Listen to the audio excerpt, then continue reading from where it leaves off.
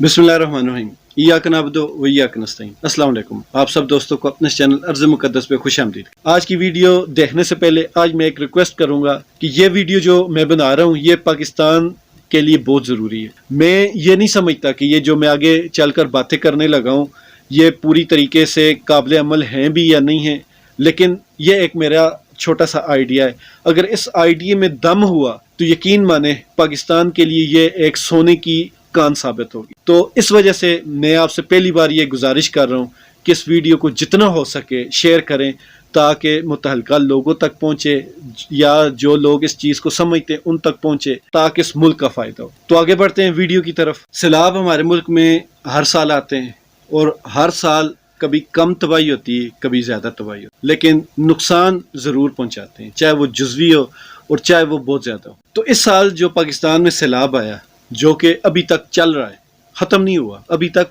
उसके असरात चल रहे हैं, और जो हमारे जनूबी इलाके हैं पंजाब के वहाँ अभी तक लोग घरों से बाहर हैं, वहाँ अभी तक पानी खड़ा हुआ। इस सैलाब के बाद लोगों ने काला बाग डैम या और इस तरह के डैम्स के बारे में बात करना शुरू कर दी, जो कि होनी चाहिए। पाकिस्तान में डैम बनने चाहिए, डैम बहुत ज़रूरी हैं किसी भी मुल्क की मईशत के लिए, किसी भी मुल्क की आपाशी के लिए, आपाशी के निज़ाम के लिए, उसकी जो ज़राअत है उसके लिए ये डैम्स जो हैं वो बहुत ज़्यादा ज़रूरी। मैं ज़्यादा लंबी चौड़ी बात नहीं करूँगा। पहले मैंने सोचा था इस पर तहकीक करूँ, लेकिन मेरे जहन में एक आइडिया है, मैंने कहा कि चलें वो आइडिया शेयर कर लेता हूँ। उस पर यह होगा कि अगर उसमें कोई ऐसी कोई गुंजाइश हुई या कोई उसमें ना अमल करने वाली चीज़ हुई तो कमेंट्स में पता लग जाएगा और लोग उसके रिस्पांस से भी पता लग जाएगा, तो फिर उसके आगे उसकी तहकीक करेंगे और उसकी पॉसिबिलिटीज़ जो हैं उन पे हम तब गौर करेंगे। तो पाकिस्तान में सैलाब हर साल आने की बहुत सारी वजूहत, जिनमें जो लोग कहते हैं कि डैम्स नहीं हैं,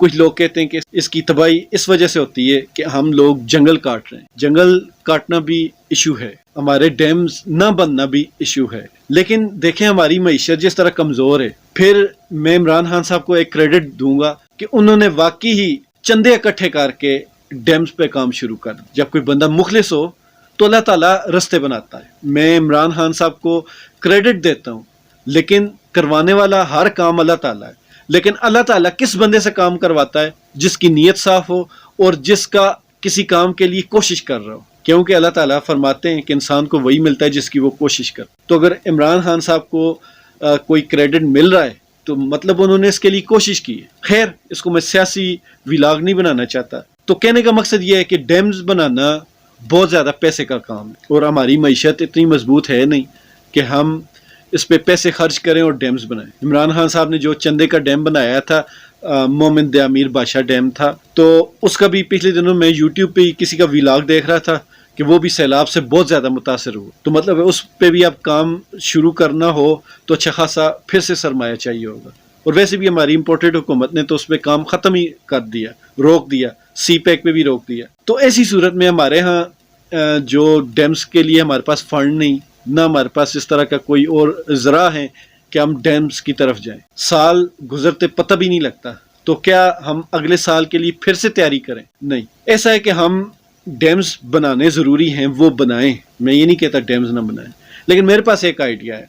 पाकिस्तान में जो क्रशिंग का कारोबार है, जो क्रश बनाते हैं, ग्रेवल, जो पत्थर इमारती काम में इस्तेमाल होती है, जो हमारी बजरी इस्तेमाल होती है, वो हमारे यहाँ मरगला या सरगोदा या सवात वाले एरियो से जितने भी पहाड़ी एरिए हैं वहाँ लोगों ने अपने जो क्रशर मशीनें लगाई हुई हैं और पहाड़ों को तोड़ तोड़ कर बजरी बनाकर वो सप्लाई कर रहे हैं। मैं हमेशा से ये सोचता हूँ, ठीक है अल्लाह ताला की मदनियात हैं, इंसान के लिए तोहफा है, लेकिन जिस स्पीड से हमारी कौम का आपको पता है कि जिस काम के पीछे पड़ जाए फिर वो पूरी कौम ही उस काम के पीछे पड़ जाती। ऐसे ऐसे जो पहाड़ी सिलसिले हैं मैंने खुद देखे, उनमें से पूरा एक पहाड़ ही गायब कर दिया। अब हमारे यहाँ करीब जिला अटक के आगे पीछे या मरगला की तरफ आप देखें, आपको भी नजर आएगा काफी सारे पहाड़ इन्होंने तोड़ दिए, खत्म ही कर दिए। तो जब ये जमीन के लिए अल्लाह ताला ने कुरान शरीफ में फरमाया जो पहाड़ हैं वो जमीन के लिए ऐसे हैं जैसे कील हैं, ये जमीन को बैलेंस करते हैं। तो जब आप कुदरत की चीजों में बहुत ज्यादा मुदाखलत करेंगे तो फिर उनका नतीजा भी उल्ट होगा। तो हमारे यहाँ जो ज़लज़ले पहले से ज़्यादा शदीद आने शुरू हो गए, जो हमारे यहाँ اولے برستے ہیں وہ پہلے سائز میں بہت چھوٹے ہوتے تھے، اب وہ بہت بڑے سائز کے اور بہت زیادہ مقدار میں برسنے شروع ہو گئے.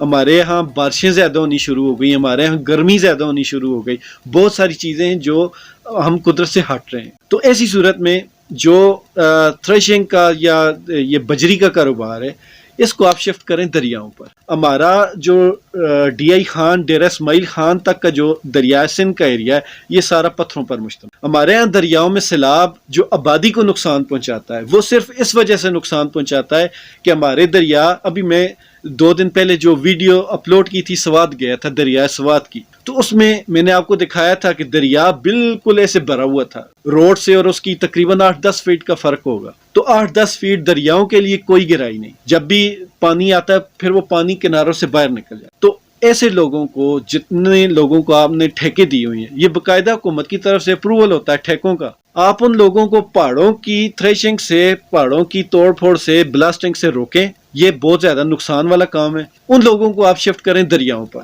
سردیوں کے جو 2-3 مہینے ہوتے ہیں ان میں دریا میں پانی بہت حد تک کم ہوتا ہے، اور جس ایریے میں دریائے سندھ ہمارے یہاں ہے، مطلب کہ غازی سے لے کر ضلع اٹک کے بروتھا مقام پر، وہاں تو آپ کے ہاتھ میں کنٹرول میں، مطلب کہ آپ دریا کو بند بھی کر سکتے ہیں کچھ دنوں کے لیے، نہ بھی بند کریں. دریا کا پانی اب اتنا رہ گیا ہے کہ باقی دریا میں کافی ساری گنجائش ہے. تو آپ ان لوگوں کو دریا پر لگائیں کہ دریا کا جو پتھر ہے اس کو اٹھائیں، اس کو کرش کریں اور اس کی بجری بنا کر آپ سپلائی کریں. اس کا پتہ ہے فائدہ کیا ہوگا؟ ہمارے جو دریا زیادہ گہرے نہیں، وہ ایک تو گہرائی ہو جائے گی ان میں، اور کافی لوگ کہتے ہیں دریا کو گہرا نہیں کرنا چاہیے، لوگ ڈوب جاتے ہیں. جب سیلاب آتے ہیں نا تو پورے گھر ڈوب جاتے ہیں. تو ان گھروں کے ڈوبنے سے بہتر ہے کہ لوگ احتیاط کر لیں. اور دریا ویسے بھی گہرے ہی ہوتا ہے، جنہوں نے گہرائی میں جانا ہوتا ہے وہ آگے جا کر چلے جاتے ہیں، جنہوں نے نہیں جانا ہوتا وہ کنارے پہ بھی نہیں جاتے. تو دریا جب تک گہرے نہیں ہوں گے ہم سیلاب سے بچ نہیں پائیں گے. ہمارے جو اوپر والے علاقے ہیں اور جو نیچے جنوبی پنجاب والے علاقے ہیں، ان کا جو مسئلہ ہے وہ یہی ہے کہ یہاں دریاؤں سے پتھر گرتے ہیں اور وہاں مٹی ہے. تو دونوں صورتوں میں دریا کی گہرائی کم ہو جاتی ہے اور اس کا پارٹ بہت زیادہ چوڑا ہو جاتا ہے. اس وجہ سے جب پانی آتا ہے تو وہ کناروں سے باہر نکل آتا ہے. تو اس کا ایک ہی حل ہے، آپ دریاؤں کو گہرا کریں. پہلے میرے ذہن میں یہ آئیڈیا ہے، اب دریاؤں کو گہرا کریں تو یہ بھی حکومت کا خرچہ ہے. اسی لیے دوسرا آئیڈیا میرے ذہن میں یہ آیا کہ جن لوگوں کو آپ ٹھیکے دیتے ہیں پہاڑ توڑنے کے لیے، ان کے ٹھیکے منسوخ کریں، ان کو دریاؤں میں ٹھیکے دیں. دریاؤں سے وہ پتھر نکالیں، اس پتھر کی بجری بنائیں. جب وہ دریاؤں سے پتھر نکالیں گے آپ کے دریا خود بخود گہرے ہو جائیں گے. اب بات آتی ہے ہمارے جنوبی پنجاب، بلوچستان اور سندھ کی. وہاں بھی مطلب کہ دریا چوڑے، وہاں ہمارے پورے ملک میں جو ریت سپلائی ہوتی ہے وہ دریائے چناب کی، دریائے راوی کی، جیلم کی اور ان ایریوں کی ریت استعمال ہوتی ہے. اور کچھ جگہوں پہ کانوں سے نکالی جاتی، مطلب وہ زمین کے اندر سے نکالتے ہیں یا پہاڑوں سے نکالتے ہیں، جو مٹی یا ریت کے پہاڑ ہیں. تو وہ بھی غیر فطرتی کام ہے. تو ان کو بھی آپ لگائیں کہ دریاؤں سے مٹی نکالیں، دریاؤں سے ریت نکالیں. آپ کہہ سکتے ہیں اس ریت میں مٹی ہوتی ہے، اس کو آپ صفائی بھی کر سکتے ہیں، صفائی بھی ہو سکتی ہے. اچھے خاصے پلانٹ ملتے ہیں صفائی کرنے کے لیے. تو جب آپ یہ کریں گے تو اس کا یہ فائدہ ہوگا کہ یہ آپ کا فری میں کام ہو جائے. آپ کے دریاؤں سے ریت بھی نکلے گی، مٹی بھی نکلے گی.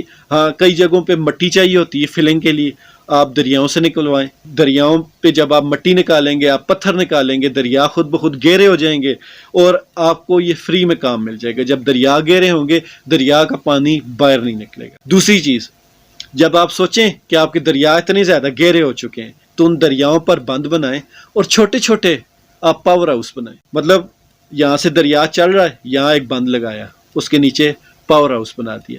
وہاں سے پانی نکلا، آگے ایک بند پہ آپ نے روک لیا، وہاں سے چھوٹا ایک پاور ہاؤس بنائے وہاں سے. اور یقین مانیں بڑا ڈیم بنانے سے، یہ چھوٹے چھوٹے دریاؤں پر بند بنانے سے جتنی بجلی استعمال ہوگی، مطلب کہ اس ایریے کی وہ بجلی آپ سپلائی نہیں کر سکتے، وہ اتنے بڑے لیول کی نہیں بن سکتی، لیکن اس ایریے کی جو آس پاس کے گھر ہیں یا آبادی ہے اس کو آپ بجلی سپلائی کر سکتے ہیں فری کی. تو اگر آپ اس چیز پر عمل کریں، میں ٹیکنیکل بندہ بلڈنگ کی حد تک ہوں لیکن میں سمجھتا ہوں کہ یہ قابل عمل ہے. ہم لوگ اگر ڈیم نہیں افورڈ کر سکتے تو آپ دیکھیں یہ کتنا بڑا مافیا ہے جو بجری سپلائی کرتا ہے. مطلب بہت زیادہ سپلائی ہوتی ہے، ہماری سپلائی بہت زیادہ ہے بجری کی.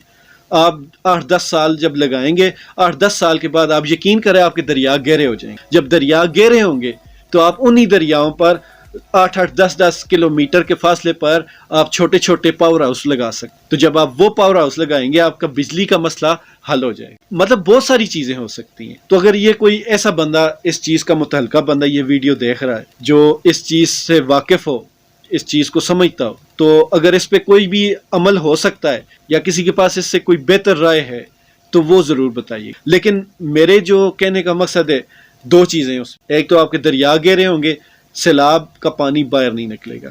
دوسرا آپ کو فری کی بجلی ملے گی. ڈیم سے آپ جب بجلی بناتے ہیں، یہ دریا سوات کا جو پانی ہے یہ ضائع ہو جاتا ہے. تو ان دریاؤں پر بھی آپ چھوٹے چھوٹے بند لگا کر ڈیم نما چھوٹی سی جھیلیں بنا سکتے ہیں. اس سے آپ کی خوبصورتی میں بھی اضافہ ہوگا علاقوں کی، آپ کی بجلی کا بھی مسئلہ حل ہو جائے گا.